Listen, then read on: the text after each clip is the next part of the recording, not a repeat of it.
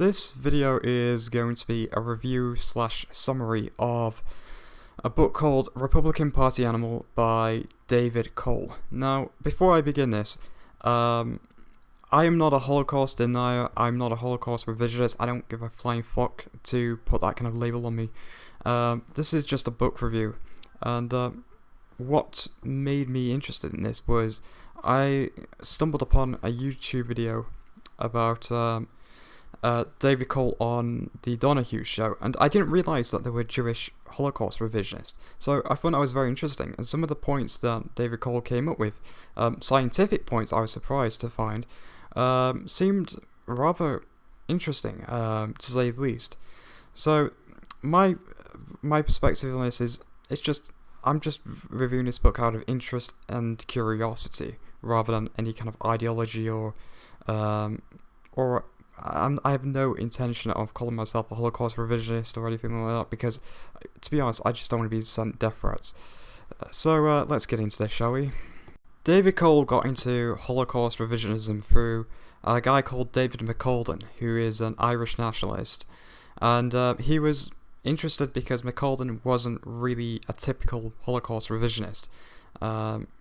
He had, for instance, I think he had a non-white wife, for instance, so he didn't really fit the stereotype, and anyway, David Cole got into Holocaust revisionism through that, and he tracks those who he thought to be deemed as rational, and he's very critical in his book of those who aren't rational, and one of the criticisms, he doesn't go into too much detail, but one is David Irving, who he criticizes as basically selling out to neo-Nazis.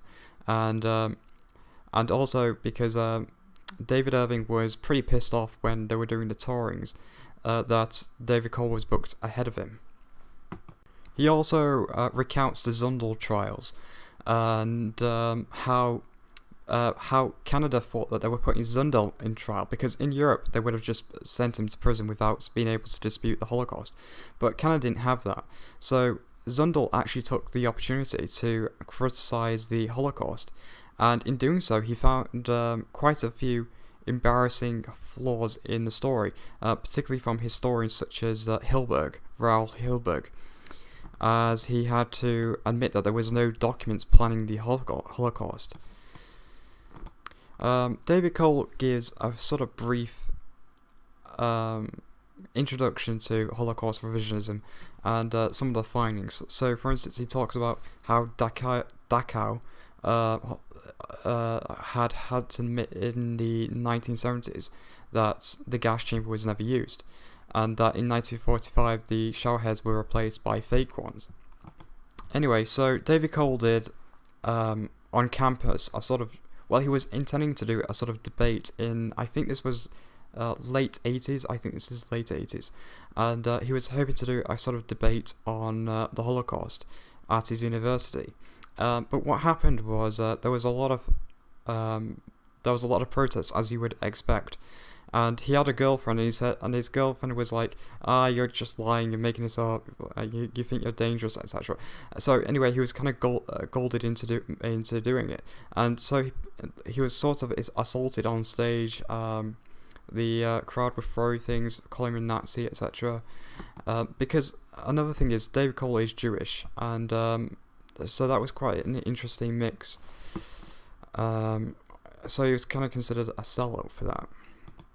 But anyway, Montel Williams, which is sort of the Jerry Springer before Jerry Springer, invited him to do a debate on whether the Holocaust actually, on the actual Holocaust, and because this was before these shows were becoming kind of like, well, bear baiting, before it was kind of like basically chows, etc. But anyway, so they invited him to the show, and one of the conditions that David Cole insisted upon was that the audience had to be random, and this was very good for him, because the crowd would actually cheer for him at certain points, because he made some very good points, things like Zyklon B residue, there wasn't any found, how the gas chamber closes from the inside, all these kind of things. And but before he went on stage, he was to have his makeup done by a makeup artist, but the makeup artist was a Jew herself, and she refused to do David Cole's makeup. But David Cole asked the producer, I think, and said, did she do the makeup for the serial rapists, because they just did a show on serial rapists, and the producer, I think it was, said, yeah, embarrassed. But anyway,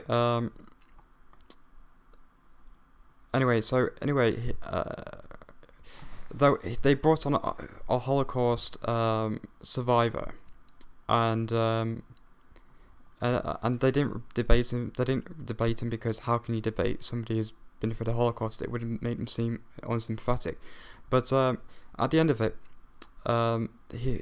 Marilyn Carr, I don't know who he is, but anyway, he at the end of it, I think it was a producer. After it said, "You think you won," because he had won pretty much. In fact, he did so well that CBS received threats and it got pulled from airing. But the Holocaust survivor who was on that show was somebody called Hollander, and the survivor's brother had actually recognized him from the TV. He didn't thank David Cole though, even though they got reunited.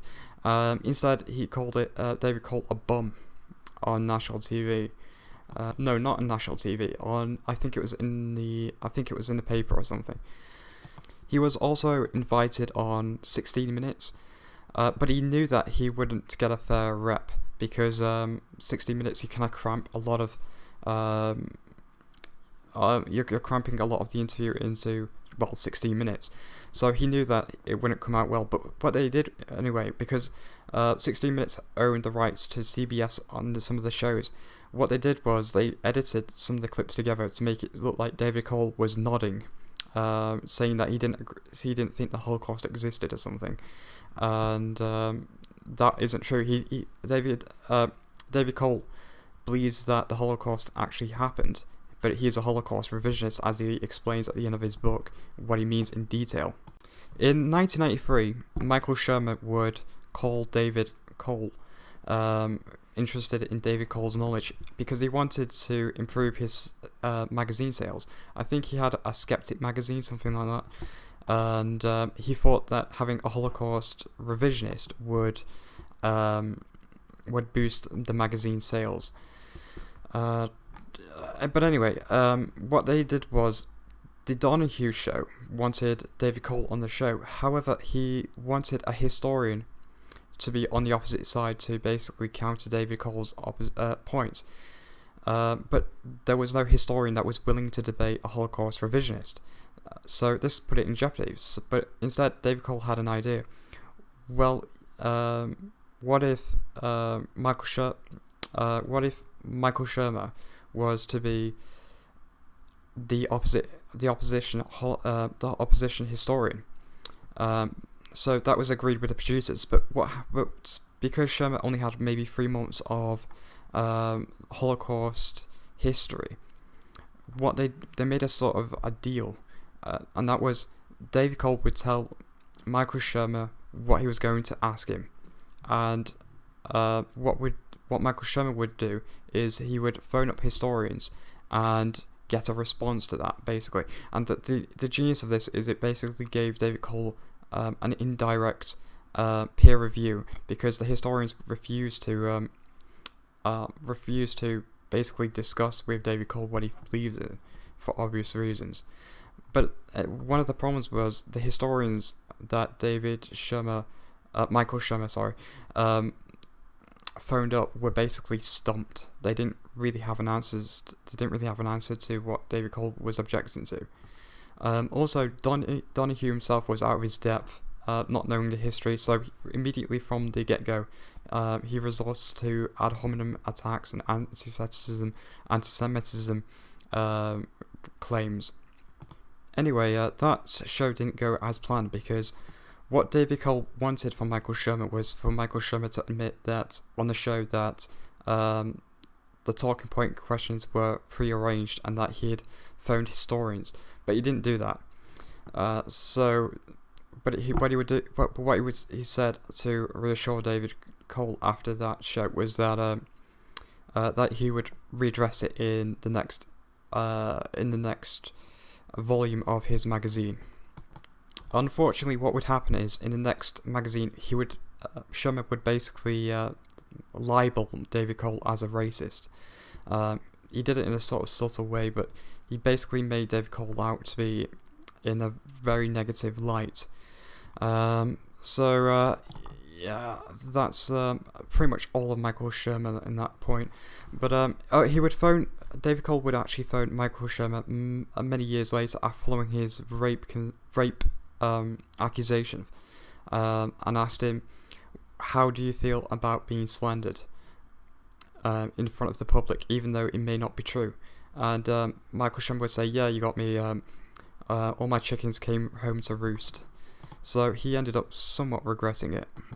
He also writes that Hitchens himself contacted David Cole about 4 times, mainly in 1993, and because of his knowledge, and he ended up somewhat sympathizing with Holocaust revisionist, because he said, I think I've seen this video on YouTube, but he said, I think in a news program, I'm not sure, but he basically said that Holocaust revisionists have a right to try and explain their opinions, and the likes of David Irving have a right to publish their books, and for us to basically scrutinize those books after they've been published. Anyway, in 1998, he would recant his opinions on the Holocaust because the Jewish, I believe it's the Anti-Defamation League, they sent death threats to him, and he basically valued his life too much to go through with it, and he decided to change his name to Stein because he knew that the skinhead Nazi Holocaust deniers / revisionists would probably come after him. So he would go on. So he would do that in 1998. He would change his name and recant his views. Following this, he would make videos for museums on the Holocaust, and he would basically advocate for the position that he doesn't believe in. So he would basically make very safe Holocaust films for museums about the 6 million, etc., all these kind of things. And he would create study guides and make profiteer out of this. He would also, in the period of that, he would make films. He also recounts a time where he got scammed by some con artist of $10,000, I think dollars. I'm not sure. But anyway, he got conned at one point. He also recounts some of his personal life, whereby he got abused by his girlfriend and almost very nearly faked his own death because his girlfriend was basically psychotic and threatened to phone the police and claim that he I think attempted to rape her or something. Anyway, so he stayed with her, and then he created a suicide note, and but what happened was the police officer read the note and thought that the note was too long, and so that he was still alive. And anyway, he would eventually get out of that situation, and he later on, the second third of the book is about his it's about the title of the book, Republican Party Animals, and this was whereby he created a sort of organization whereby Republicans in LA can basically meet up together. He heard about it from a Facebook page, and it was called the Friends of Abe. To be honest, this bit was a bit bland. It wasn't really my kind of thing, but it picks up towards the end, whereby he explains what he actually believes in. So the second third of the book kind of feels a bit flat if it's not really your kind of thing. It's kind of like celebrities, kind of the infighting in the Republican Party, the Friends of Abe, that's what it's called. But it picks up at the very end with a couple of chapters on what he actually believes in, and so if you're interested in this, you might be interested just for the final few chapters itself. And anyway, this is what he believes in. So the pre-summer of 1941, Hitler tried everything to emigrate the Jews from Austria, Germany. And pre-1941, there was no official policy as to what to do with the Eastern European Jews, some of which were under Nazi control and others not until after the invasion of Russia. Himmler prepared a secret document in 1941 to expel the Eastern Jews to Africa and colonies. Physical of Jews was considered in German. It was considered un-German and Bolshevist. When they invaded Russia, the first stage of organized destruction of Jews began. It was ordered that adult male Jews be shot. It was a sort of military tactic. Also, so would all communists and radicals. Anyway, when asked about the women and children, Himmler said to drive them into the swamp, and this he means quite literally. There were some murders in 1941. Cole goes on to say, such as transport of Jews from Berlin to Riga, and despite Hitler ordering not to liquidate the Jews, they were anyway. They were simply an inconvenience, and they had nowhere to house them. But it wasn't really an organized killing. The lack of plan was problematic, considering there was 3.5 million Jews in occupied Poland. Hopner was head of the security service in Poland, and he complained about the plans to deport to his territory as patchwork, and how the basic decisions has not been made, with no total clarity of what Hitler actually wanted done with the Jews. In January 1942, there was no final solution devised, as mainstream Holocaust historians would say.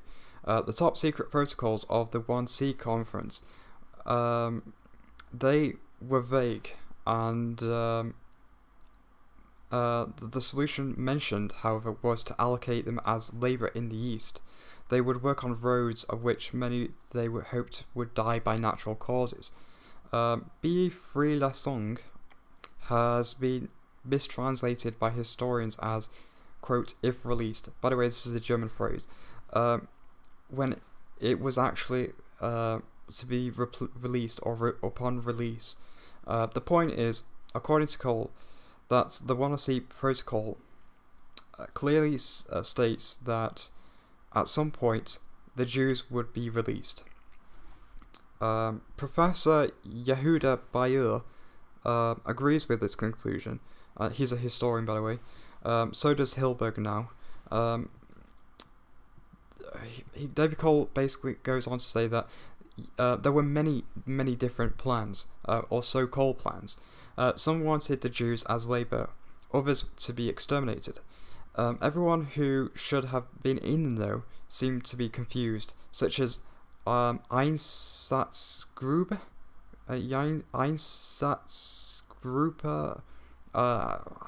Anyway, he was a leader. He's the Einstein's group leader. I hope I pronounced that right. So he stated, sure, we are killing the Russian Jews, but we can't kill the Polish Jews. And William Cube says almost the exact same thing, but replaced with German/Austrian. Goebbels wrote in his private diary in 1942 that they should be deported to the East, then out of Europe after the war. Atrocities occurred, he doesn't deny, David Cole, but there was no plan. Most plans were not implemented. Following the conference, however, extermination camps were set in Poland, Treblinka, Sobibor, Belzec and Kelmo. They served to eliminate much of the Polish Jewry. So why the change?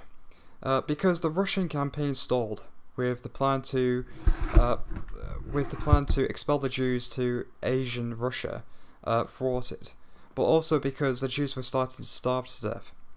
Hoppner feared that the Jews would starve to get to death in the winter and recommended it would be more pleasant to finish them off. The Bolsheviks let people starve to death by sending them to Siberia to freeze to death. So it basically eased their consciences. Anyway, he goes on to say that there were no automated gas chambers. However, but were simply rooms with exhaust of a car piped in. As for Auschwitz, whilst there were killings amongst new inmates in 1942 summer, in the fall of that, however, there is no evidence of killings in the semi-underground building of the main camp. He asked himself, were the killings of 42 Auschwitz authorized? Well, at this time, Auschwitz was a mess. That's, by the way, 42 refers to 1942. Many were dying from diseases like typhus. When Himmler found about the death rates, a secret directive was sent out on December 28th, 1942. And it says that out of 136,000 arrivals, 70,000 of them died.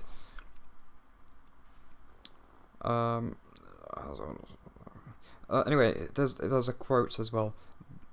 As Reichsführer has ordered that the death rate absolutely must be reduced. Anyway, by February 1943, typhus returned again, but among troops as well as inmates. It is suspected that Rudolf Horst started killing sickly arrivals by the SS. Grabner was arrested in 1943. He killed inmates because he claimed to make it easy on themselves. Because when a new batch would arrive, they would take out the last batch and shoot them because they just didn't have room. However, it was by bullets and not gas. In 1943, the 4 extermination camps were closed: Treblinka, Sobibor, Belzec, Kelmo. Following the defeat of Stalingrad and the disaster on the East Front, the Nazis used the Jews for labour, not extermination. Auschwitz was then revamped to become modern without the death toll. So, who were they going to send there? The Nazis never made a claim on the Romanian Jews, French-grown Jews, and Hitler promised not to deport the Hungarian Jews. So what were the mega death camps for? This is what David Cole asks. Besides, Hitler wanted the Hungarian Jews in Hungarian camps. The renovations of Auschwitz underground chamber were actually morgues for body storage.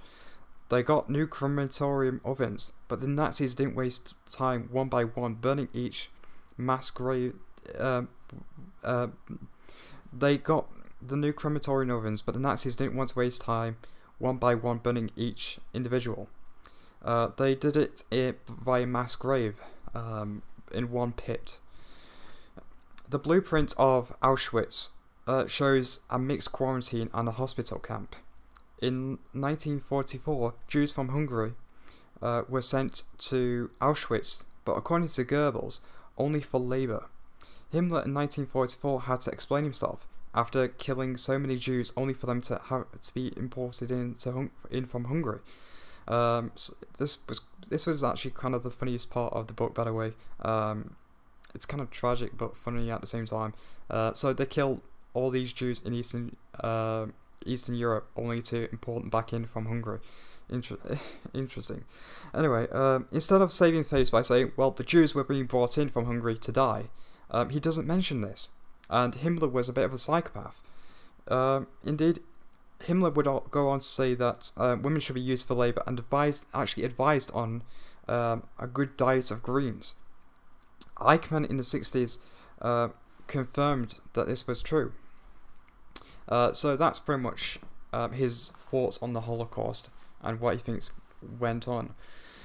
So overall, it was okay. The second third of the book, as I said, kind of lost my interest a bit. However, David Cole comes across as quite genuine. He talks about how he refuses to take money for Holocaust revisionism. How when he did the Donahue show, he got £2,000, but he gave it to a homeless person or something. I think something along those lines. So he comes across as a very genuine person. I don't really know about this stuff, but it's interesting. I recommend it if, let's say, you're not a neo-Nazi and you are interested in Holocaust revisionism and you want to spread the ideas to people who might think, well, if you bring up Holocaust revisionism, that you're a racist. So this could be a very good way of getting people into Holocaust revisionism. That could be because he's very sympathetic. It's very easy to feel sympathetic for him, and like I said, he does seem to be quite genuine in what he believes in, and the case at the end is quite convincing. So yeah, overall, let me know if you want to have more book reviews, even if it's not related to men's rights activism. And thanks for listening.